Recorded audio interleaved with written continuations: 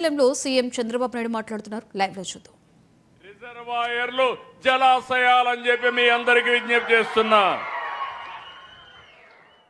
మీరు ఒక్కసారి గతాన్ని కూడా గుర్తుపెట్టుకోవాలి. రాయలసీమలో అందరూ ఒకే మాట అన్నారు, రాయలసీమ ఎవ్వరూ కాపాడలేరు, ఇది రాళ్ల సీమగా మారిపోతుందని అందరం కూడా ఆశొదులుకున్నాం.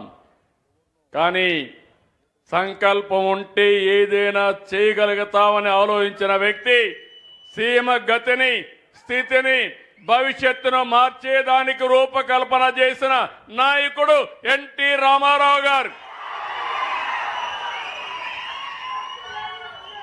ఆ తర్వాత నేను కూడా ఒకటే చెప్పాను, నేను మీకు అండగా ఉంటా.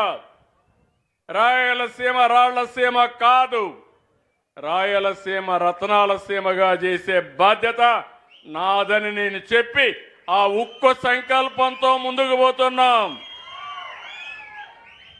ఈరోజు మీరు ఒక్కసారి చూస్తే నీళ్లు ఇస్తే రైతులు ఇక్కడ బంగారం పండిస్తారు. మనది వ్యవసాయ ఆధార రాష్ట్రం. సాగు బాగుండాలంటే నీళ్లుండాలి. అందుకే సాగునీటి ప్రాజెక్టులకు ఎక్కువ ప్రాధాన్యత ఇచ్చాం. 14-19 68,000 కోట్ల రూపాయలు ఆధునిక దేవాలయాలకి సాగునీరు జలాశయాలు ఖర్చు పెట్టిన పార్టీ తెలుగుదేశం పార్టీ. ఒక్క రాయలసీమలో 12,500 కోట్ల రూపాయలు ఖర్చు పెట్టాం. కానీ దురదృష్టం, 5 ఏళ్ళు ఒక పార్టీ వచ్చింది, పేరు కూడా చెప్పను. ఆ పార్టీ వచ్చి నారాయలసీమని 2,000 కోట్లు ఖర్చు పెట్టారు. ఈ 2,000 కోట్ల రూపాయలు జీతాలకు కూడా ఇచ్చే పరిస్థితి లేదు. మళ్ళీ నేను వచ్చాం, ఎన్డీఏ వచ్చింది.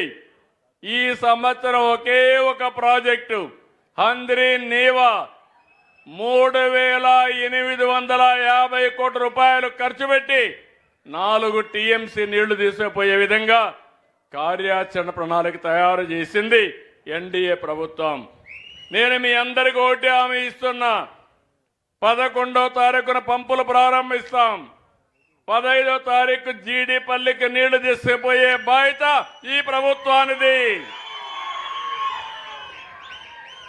మీరందరూ గుర్తుపెట్టుకోవాలి, సాగునీటి విషయంలో సీమలో పేటెంట్ ఏదైనా ఉందంటే అది ఎన్డీఏది, తెలుగుదేశం పార్టీది. తెలుగు గంగ ఎవరి తమ్ముళ్ళో ప్రారంభించిందని మిమ్మల్ని అడుగుతున్నా. పోతిరెడ్డి పాడు ప్రారంభించింది ఎప్పుడని మిమ్మల్ని అడుగుతున్నా. గాలేరు నగరు ఎవరు ప్రారంభించారని మిమ్మల్ని అడుగుతున్నా. హంద్రీ